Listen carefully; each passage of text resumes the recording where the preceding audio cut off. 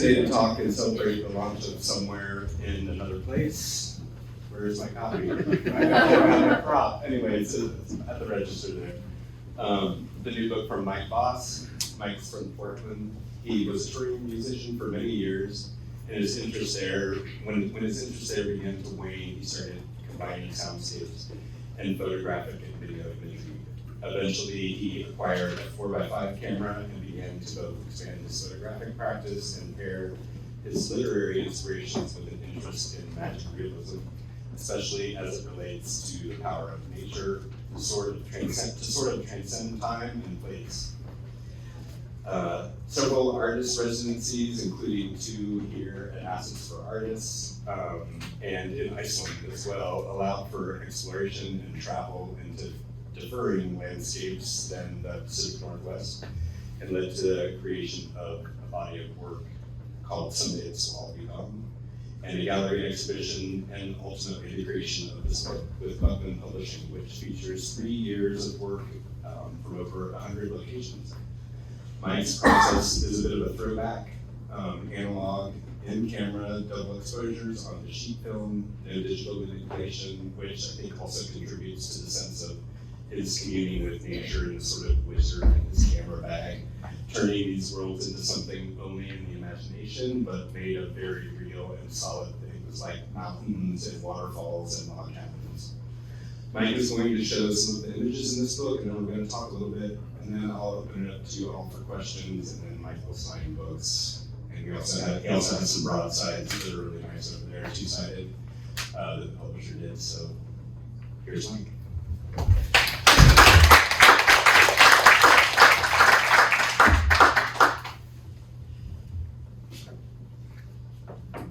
Hi. Thank you all so much for coming, and really grateful to be back here. Like Chris said, I had 2 residencies here with Assets for Artists. Thank you to them for everything that they've done over the last few years. It's been a really great experience getting to spend so much time here and get to photograph the area. Really thankful to be back. You want to talk through any of the images, or you want me to got a ton of questions for you, so I can just shoot them off if you want? Yeah. Well, I'll just give like a preface about the technical side of the photographs too, is that everything is done within the camera. Like Chris said, it's an old sheet film camera. It's 4x5 negatives, and everything that happens to the image happens within the camera. There's no manipulation in Photoshop or anything like that afterward. Everything is done within the confines of the camera. And there's a few reasons I do that. One is that it forces me to really think about and be slow and intentional about the conversations the 2 landscapes are having, and their either the philosophical or the historical connection. And another reason that I do that is it has a different feel to it, and it has a different element of chaos to it. And you know, if anyone here shot film before, of course you don't know what it's going to look like until you get the film developed. And when I make these images, I have no idea how the layers are going to blend. I have a certain amount of control in that, and there's some techniques I use to try to make everything line up the way that I imagine. There's always this kind of disembodied, almost supernatural force that's involved, and I open this film when it goes back to the lab, and I often don't know what to expect. So that's actually what was my first question, sort of related, is that the book, we see the book and these images that are, sorry, it's a little bright here, hard to see, but they seem so classically. Can we lower the shades? Yeah, I did. Who wants to stand up there and get those down for me? I don't know. I'm sorry, yeah, I don't have a way of doing that. Yeah. Oh. I didn't even know those were there. Hey, thanks. I thought you had to pull it down. team effort, there you go. Wow, that's a whole new space. I've never been that one. Just got yourself a job. Or anyway, the images seem so like classically composed and related to large format landscape photography, and I wonder, I want to ask about any happy accidents that occurred during the process, because double exposures, and like maybe one in particular that you were not planning on that turned into like one of your favorite photos. Yeah, I actually thought of one immediately as you started to talk about that. Well, first I'll say, for anyone that shot film, I'm sure you've experienced accidentally exposing twice on the same piece of film. It's very common, and I still do that accidentally, but I don't intend to. So that's actually kind of somewhat of the origins of the series, is that I did that a couple times, and then I thought about, well, what if this was the conversation that's happening within the image, because I want to create work that is part of a larger series, a larger project, but I want each individual photo to be its own story as well. And so that was something that I was thinking about in the early days of the series. But in terms of happy accidents, where I just kind of embraced it, there's an image in here, actually this one right here, perfect timing. The orientation is not what I intended. So I used to shoot with a Graflex camera that's around 100 years old, and that one was very limited. It could only shoot one orientation. It couldn't rotate to take a portrait. And when I got a newer camera, a Linhof, I started using, and you could rotate the back and take from a different orientation. And when I first got the camera, I would often forget that there was a different orientation that I was shooting in originally, and I meant to go and shoot everything in portrait, having everything line up that way, and then everything landscape, everything line up that way. And with that lighthouse photo, it was completely unintentional. And when it came out, I looked at it and I was like, this is actually quite interesting, the way that this kind of lined up. I just, like a lot of residencies and artists talks I've been to and people I've met, they're just like, yeah, pretend like you did it on purpose, and people love it. So there's a lot that happens that's not intentional. So there's a lot of detail, a lot of information that gets stored in the images that I actually don't know is there until I make a print of it. And that's always fun to explore, so it keeps me from getting bored with my own work. Yeah. The scale of that one that you're talking about seems different than the others. Mm-hmm. I feel like usually things are sort of the same size. Yeah. Yeah. That was near the end of the series too. So most of the series I shot with that older camera, and so it wasn't until the end that I started to tweak things a little bit. And so now the work I'm working on now, it explores more of that scale, playing with different size things and different scales and perspectives. So since then, I've done more of that kind of experimentation. But originally, I wanted, it's like everything to look large, everything to look life-sized, and I wasn't so concerned about the illusion of how large something is on the sheet. So I think about the solitariness of your work, and especially the previous series, Someday This Will All Be Gone. And it harkens to sci-fi and Tarkovsky and things like that. And I wonder, and I know that you definitely wanted to leave humans out of this. I just wondered if you could talk about sort of, they seem like, the end of the world. And I wonder if you could talk about, and I know you've spoken about nature going on. You can't destroy it totally, and I wonder if you can talk about that. Yeah. As it relates to. Yeah, I'm glad you brought up Tarkovsky. He's one of my favorites, and I really, not just his work, but like his kind of philosophy behind his work and his some of the literature he's written and essays he's written are really interesting. But oddly enough, I hadn't seen any of his films until I was about halfway done with this series. And someone said, "Oh, your work reminds me of the movie Soccer. You should see that." And I did, and I was like, "Oh, yeah, I can see that."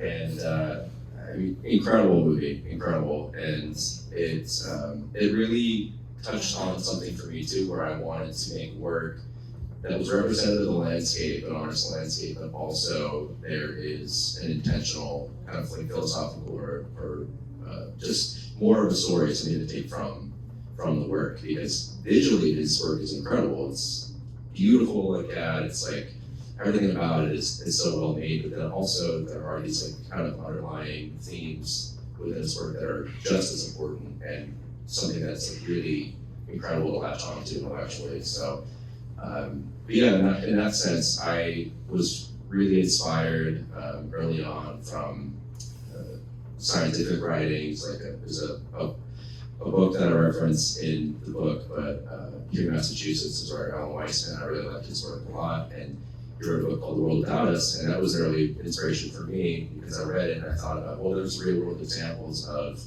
this kind of like almost science fiction like collapse of human civilization, and what would that look like if that was kind of a universal experience across all these different landscapes and environments, and not just in these kind of isolated specific places. So I wanted to create a series early on that kind of painted this picture that nature is regrowing, nature is thriving, and coming back to life and reclaiming the industrial landscape. And I didn't want to have like a specific message of why humans are gone, what exactly happened, but I wanted to leave it open to interpretation for whatever people were feeling when they saw it. And going back to why I started using the multiple exposures is that when I was taking some earlier images for it and just finding maybe a ghost out of the desert or an overgrown building in the Northwest, it was this moment where I couldn't communicate fully that there was more to it than the just interesting place I found. And so I was like showing this work, and oftentimes people were excited about it, but they would say, that's an interesting old factory you found, or that's a cool farmhouse, and that was kind of where it left them. And that was interesting to me, but it also gave me feedback that the idea and the intention of my work wasn't really coming across. And I don't really need anyone to see my work the way that I see it and have the same narrative in their head as they look at it, but I did want something more than that. I didn't want to just kind of show off these interesting places I saw and how remote it was. There's more to it than that. I wanted to capture the emotional experience of visiting this place. I wanted to help facilitate a connection to wildlife for people through two-dimensional image. And I take a lot of inspiration from early landscape photographers, and I really love and have a deep reverence for, and I just want to kind of do a deeper dive into how do I further advocate for wildlife, how do I further communicate these feelings and this experience to people the way that work had an impact on people. So a lot of experimentation came with that, and I'm still experimenting with different ideas and trying out different things, and it's been an interesting experience. It's been this like kind of back and forth of showing the work and then getting feedback and responding to people about it. So. I mean, I feel like you can see that in the work and the double exposures. I feel like really do that. It makes me think of the camera as your eyes, you breathing into your helmet and with your headphones on, but the thing that I didn't think of until just the other day is how like we were sort of all going through this last man standing during the COVID era, and this is like when these were made for the most part, and so I wonder how much of these sort of thoughts and stuff were because of that. Yeah, it's related in some way and unrelated in others, because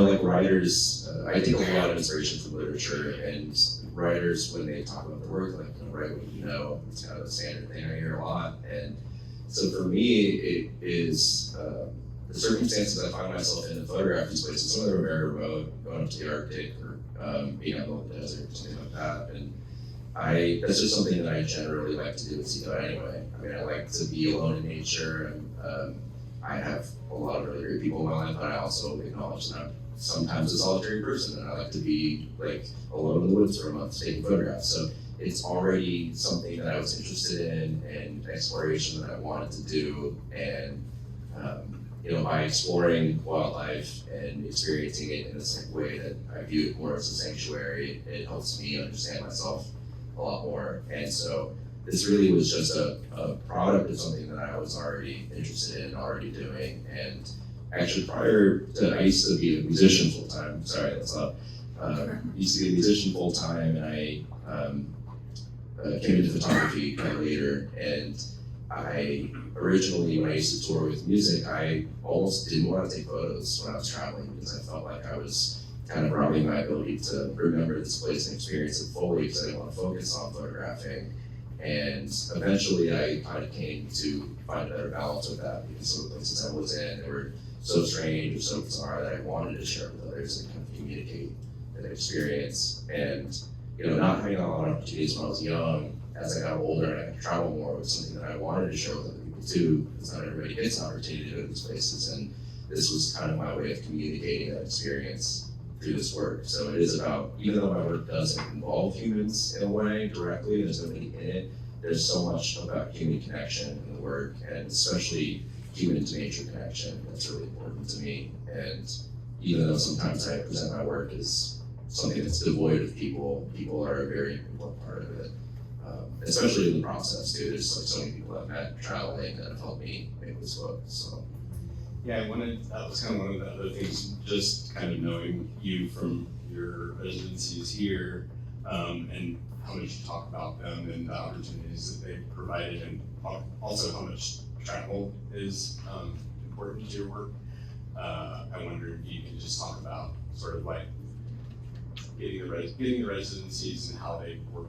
We were talking earlier about how very few photographers come through the residency here, and so I'd love to hear how sort of like the beginning stages of sort of professionalism and getting residencies, and then how that turned into a book. And yeah, I mean that's a big part of it for me, residency, the experience, and every time I've been awarded one, it's an opportunity for me to drive there, make work on the way. Both times that I came out to Assets for Artists here, I drove here from Oregon and I made work along the way. And it's an opportunity for me to see parts of the country, parts of North America that I would never get the opportunity to. And this is such a wide and diverse and vast continent. There's so much of it to explore. And whenever I get the opportunity for residency, it's like, all right, like what route am I taking? Where am I going to stop? And I mean, there's all these kind of happy circumstances I find myself in when I travel. But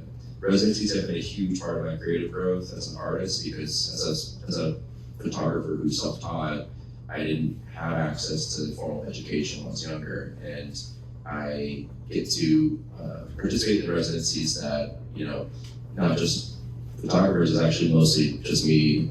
Usually I'm the only photographer in residencies when I go, but getting an opportunity to learn from other people, seeing their process, hearing about where they're from, and learning all these different aspects of being an artist has been huge for my growth. And my first residency was in Wyoming at a place called Chantel in northern Wyoming in 2015, and that was when I decided that I was a photographer at that point. Before I was a musician who took photos, and I was just, that's the way that I viewed it. But when I got into that residency, that was a huge change for me, and I realized like this is what I want to be doing, and this is how I want to be communicating these ideas and these stories that I was coming up with.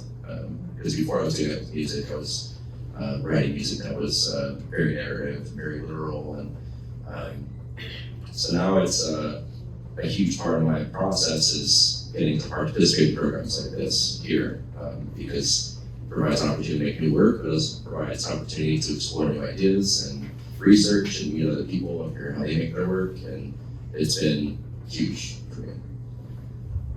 So the book, tell me about that process of editing and working with Buckman, and just what you learned doing that was different than doing the work. Yeah, Buckman has been great. They're a Portland-based publisher who put out the book, and I had a relationship with them before. They put out a quarterly journal, and they're mostly focused on writing and poetry. And they put a few of my photos in one of their journals a few years ago, and they floated it to me, hey, if you ever want to make a book, let's do it. And I didn't have anything that was ready at the time, and this project I was working on was in the midst of it, and I just like wanted to wait until there was an opportunity that I felt like the project was done. And I went on a trip to Alaska in 2021, I think, and I took the ferry up there. It was like a 9-day ferry trip, round trip, because Canada was so closed from COVID, couldn't cross over. And after that trip ended in Alaska, I realized this project's done. I don't have anything more I want to photograph or say, in relation to this this work. And I think I read a book by Todd a while ago, and he talked about when he knows he's done with a book, or a project, it's when he's not motivated to get out of the car anymore to take the photo. And I was starting to experience that. I was like, well, I've said everything that I think I want to say with this work, and I think it's done. And so I came home and started working on the book, and I mean, it's a whole other art form. It's like a whole other muscle I had to flex, and Buckman had never put out a photo before. This was their first one. So we did a lot of research, and a friend of mine, Lisa Factor, she helped me sequence the book. Her and I kind of bounced ideas off of each other. And that was a huge help for me especially because I travel so much, there's so many stories and so many memories involved with the images. I couldn't fully separate from it and rearrange the work and think about it in a different way. That's really difficult for me. I think more so, I made small publications and scenes and things before. It was much easier with other work than it was with this. And so her and I worked it up together, and that's kind of how that sequence came together. And then I sort of put them up in folks for everything else. And they were just focused on putting out a book that both myself and they felt proud of. And so I'm really excited about it. And I'm getting to do opportunities like this and get to come hang out. Yeah. How was that editing process? Like, did it hurt to get rid of stuff? Or how did that work? It didn't hurt me personally. It's funny because I've already experienced a little bit of it with exhibiting my work in different exhibitions. So there's like sections of the book that have been shown before, but most of the images that are here have never been shown publicly.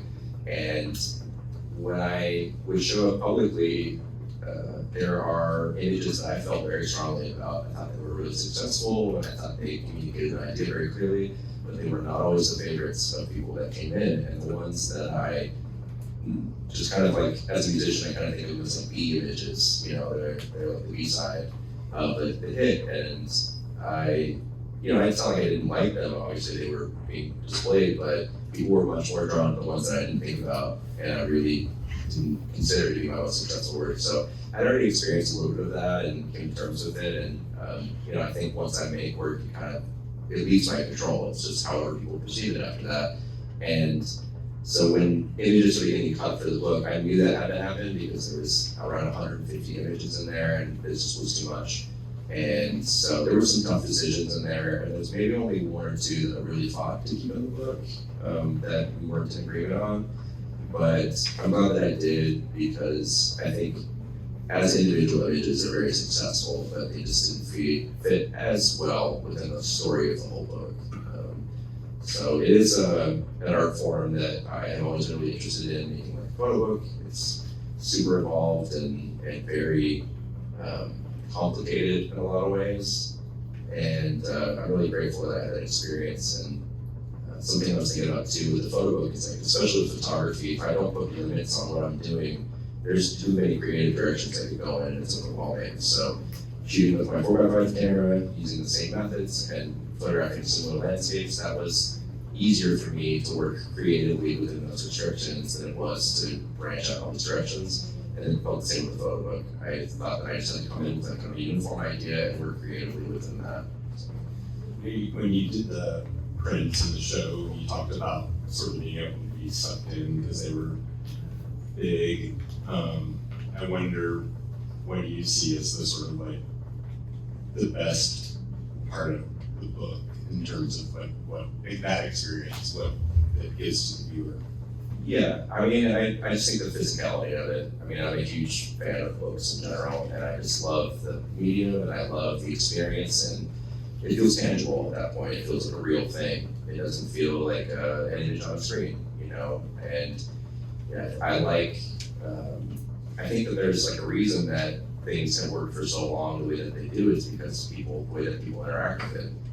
So it was important to me to have a physical thing that was also affordable for folks, because like selling a print is a different experience, different price, and I wanted to have something that people could physically hold and like get involved in and just be kind of like get lost in for a little bit. And I think that's harder to do when you show work on a website or show it something like that. Like it's a completely different experience, and especially with film, I mean, it's harder to tell the medium when it's on a digital screen and seeing it actually printed in like a classic way makes a huge difference.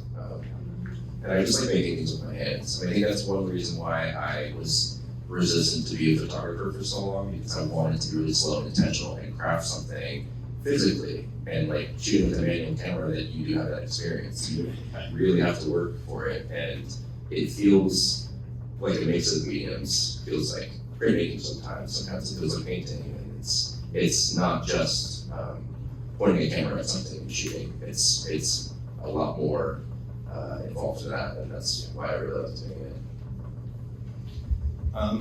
I think that's all I have. What about questions from Howard, there's already one. Sorry for jumping on. As you were talking about your reference that is very obvious in images for sort of classical photography and everything. You know, so much of that goes back to the idea of pre-visualization. But you seem to be straddling this really interesting line where you're having to constantly be pre-visualizing and post-visualizing at the exact same time, every single moment that you're. So if you could just talk a little bit about sort of your process of balancing those things, of seeing something for the first time and then thinking about how it would be layered after the fact.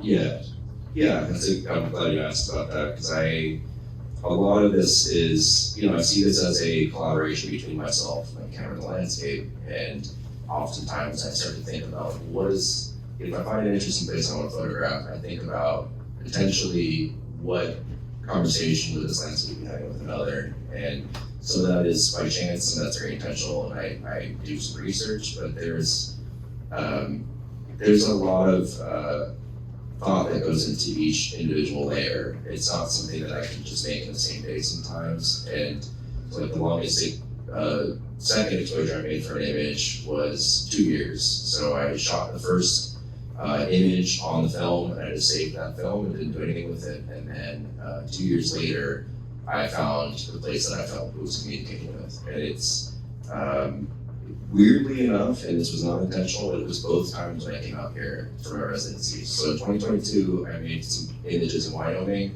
on the way out here, and then I had a residency here and I went home. And then in 2024, I came back for another residency and I made the second images on the way back. So there was this weird kind of like mirroring that happened, and that was not intentional at all, but that was a few images that are not in this book. They're actually new pieces of work, and I think a lot of it comes with, I think the idea is what comes first. It's the what I want to communicate. It's how I perceive things, or how I encourage others to perceive something. And that's what comes first for me. And then the image itself, sometimes I'll go out with a very specific idea, like I want a window, and I want something in the window that you're looking at, almost like you're looking into another layer of reality.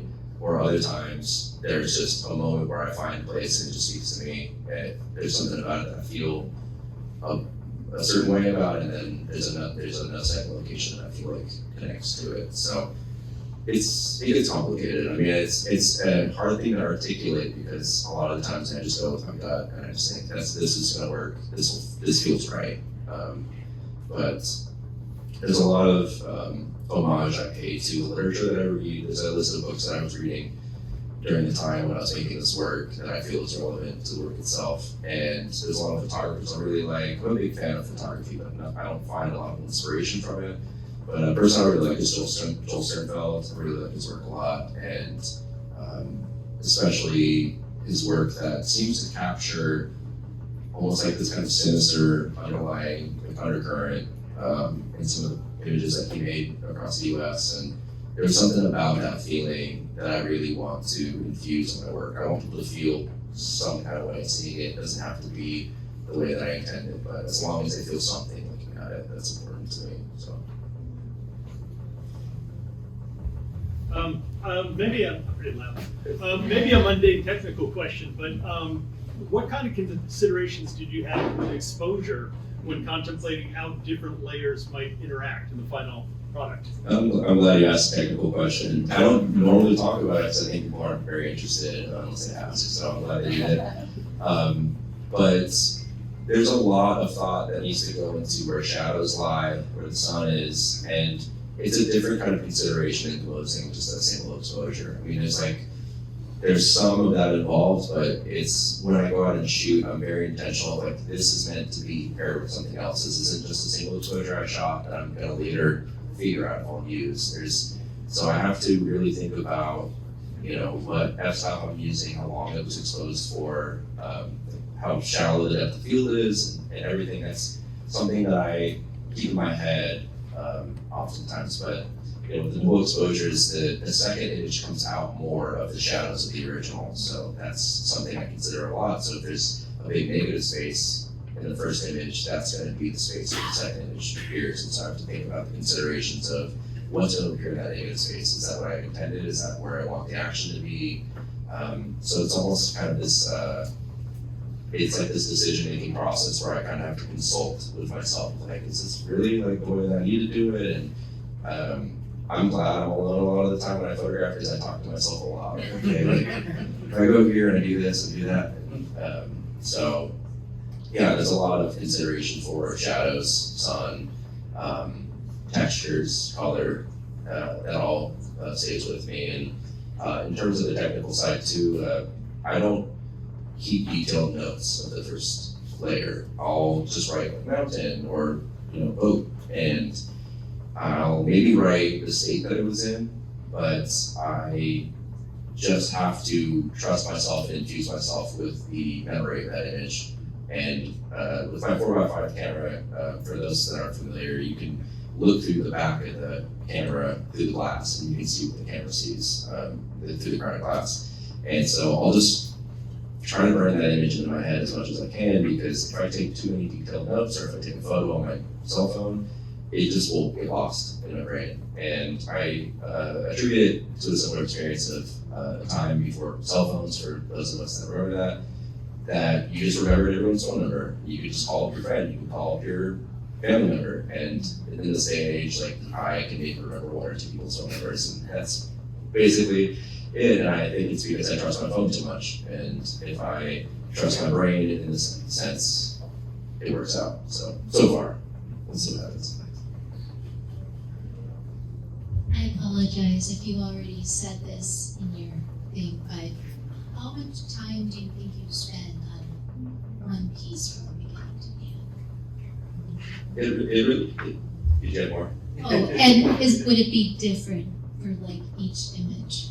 Yeah, it's different. I mean, it varies from, I'll spend one day making the image, I'll photograph one location, and then later that day, it just so circumstantially happens that there's another place nearby that I photographed, and like I mentioned before, the longest has been 2 years. So some of the work is a couple years, some of it's a day, some of it could be 6 months. The way that I've been working the last year or so, it's been longer. So it's been more thought, more intention, and the desire to create work that's more diverse. I don't want to just be doing the same thing and have myself get bored with it, or have other people get bored with it. But I put a lot of work into finding the right location. So however long that takes, it's not really relevant to me, because the film can last, it'll be fine. And as long as I take care of it. And so it's just the process, the narrative, the final experience of people seeing it. That's the most important thing. So the convenience part of it is out the window. It is very inconvenient and very time consuming. So yeah. Thank you so much for your talk. I had a question about, you were mentioning how as a musician on tour, you didn't like to take photographs because that maybe sort of impeded your memory formation. So how do you think about memory in relation to your photographs now? And especially since you're taking pictures of landscapes and sites that are kind of decayed, which have a lot of potential for nostalgia. Are you kind of leaning into that, or do you try and intervene in that way of thinking about memory formation? I'd say more intervene. I think that memory is a great thing to explore in my work. That's not really my intention. Like, I want to alter things, and I want there to be a different experience. I don't really want to document things exactly as they are, but more kind of communicate a feeling and communicate an experience through it. And I think for anyone that's been to like an incredible waterfall or seen just like a wide open valley in front of them, like the photo just doesn't really do it justice. It just can't communicate that experience, and that's something I think about a lot. And I don't think that my work comes close to communicating that experience, but I just want to have people experience something else than just seeing a nice photo of a nice landscape or an interesting place. And so I'm more interested in capturing things that I find interesting, ideas that I find interesting. And a filmmaker I really like, Werner Herzog, like a lot of his documentaries. Even though the documentaries, not everything in that is completely real, and that's not really important to me. I don't need full truth in the things that I enjoy, but I just like to have the experience of seeing something different than what I'm used to, and through my work I want to share that with others too, because a lot of these places I've been to before, and I just kind of wanted to share these experiences with others. So.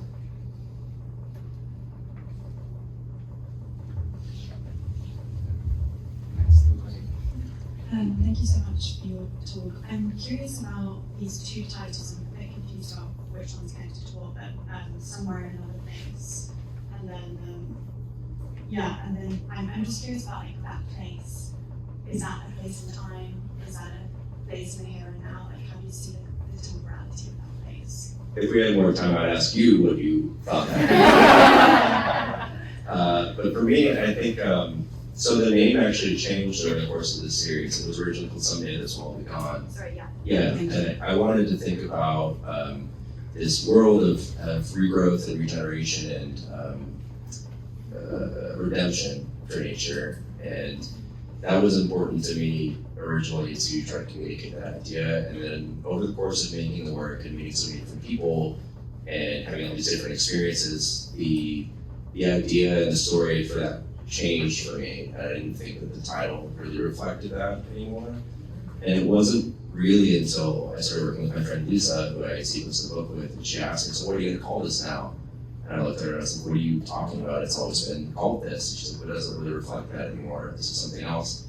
And so I started to think about somewhere in another place. I started thinking about, maybe this isn't time-based, maybe this isn't a vision of the future, maybe this is now, maybe this is what's happening now. And especially traveling to all these very remote places and seeing it, it's like watching things happen in real time, and I realized this is happening now, and this is something that not everybody gets a chance to experience or see. So I started thinking about another place in terms of like a different fabric of reality, a different parallel world, a different perception of the world, because we all have different perspectives. And I think a lot about like animal perspectives and the perspectives of wildlife, of what's happening in the world. And so I wanted to communicate this idea of like, this is happening, this is real, this is a world that's parallel to ours, that's communicating with it. And sometimes there's conflict there, and sometimes there's coalescence, but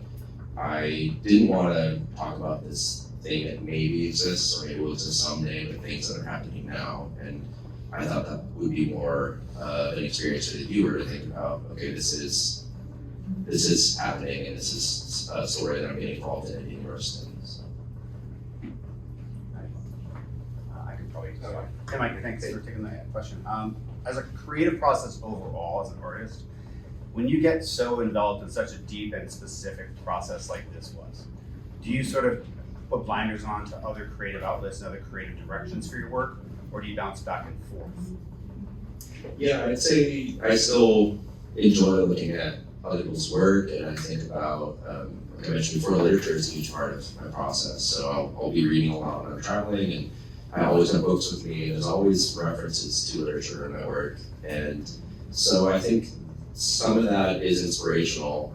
As I mentioned before, I'm a big fan of photography, but I don't find influence from that. So I can look at it and I won't feel a certain kind of way of like changing my work or trying to adapt to something that somebody else is doing. I very, very much in the beginning, I wanted to make work that was distinctly my voice and distinctly like something that I wanted to say and come across, and something that I thought fit my personality and fit my lifestyle. So it was more about kind of deconstructing how to make that possible. And so, yeah, seeing other work I find entertainment in that, I find connection with other artists in that, but I don't really find a lot of inspiration in that. And not that that work isn't incredible, because I'm surrounded by incredible artists all the time, but it's just that for me, like, I'm very focused on what I want to say, how I want to say it, and kind of coming up with creative ways to make that possible. So.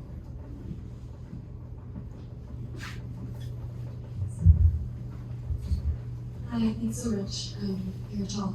I was wondering if you could speak about your use of color film versus black and white film in your practice, and how that might enter into your decisions about double exposure. I'm really glad you asked that. I'm actually colorblind, so I see color still. I just experience it differently than other people do. And the first few images I shot of the series were the black and white ones. So there's some black and white images near the end of the book, and those were some of the first images I made. And I always shot in black and white with my 4x5 before, because I just liked that classic look. There's a lot of photographers that I really admire that made work in black and white, and I felt it kind of had this great quality to it. But when I started to make these double exposures, it got too chaotic, and it was too hard to differentiate between what was happening in the images. And so the first few I made, I was proud of and I felt excited about, but when I started showing them to people, I think it was harder for them to kind of understand what was happening.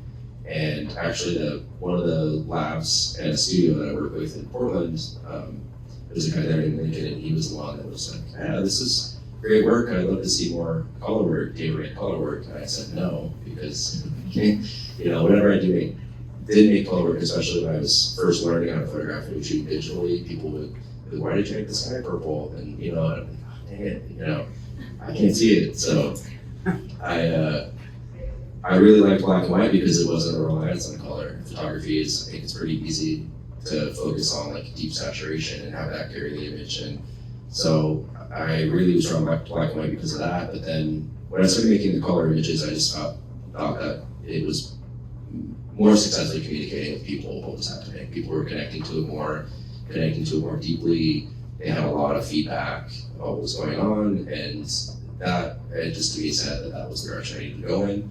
And again, there's like this back and forth with the general public who was seeing my work of like kind of this constant feedback of what I'm doing right, what I can improve on, and that was really important to developing the series. But mostly why I shot black and white originally, colorblind. But it's I found ways to work around it, and especially with film, it makes it a bit easier to shoot digitally. And yeah, I just found things that worked for me, and I was just trying with it.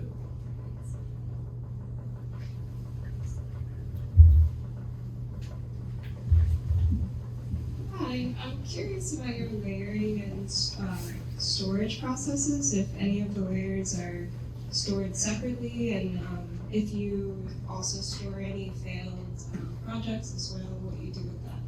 Yeah, as I mentioned before, all the images are shot in camera, so once the first exposure is made, there's no undoing it. I just have to shoot another layer over it and hope that it's successful. And in terms of like failed projects, I have a lot of images that I consider failures that actually ended up in the book, because the one I sequenced it with really liked them and thought that they carried the story well. And it was only a failure in the sense of like how I wanted to communicate, but the failures in terms of like exposures and things like that happens pretty often. And there was a lot of trial and error that happened for me of having to photograph each layer and figuring out how I wanted to expose each one and what to expose it at, because when you expose both layers together like that, if one of them is too light or one of them is too dark, then there's no fixing it. You can't. Some film issues you can fix later in the darkroom and work it out, but in this case, there's nothing that can be done if one of the layers is just too faint. It's not really any way to go back and re-expose it or darken it in the darkroom. So it's an all or nothing kind of thing. So I have quite a few pieces of film from over the years that, there'll be a landscape and there'll just be like half of the building in it or part of the building, and or like a street light faintly in the background. So ones that I just kind of filed away, and I was like, okay, we'll do something with it someday, but it's not something that I felt strongly about. Thanks everybody. Mike's gonna sign books over here, so please continue your conversations with him. And Thank you so much.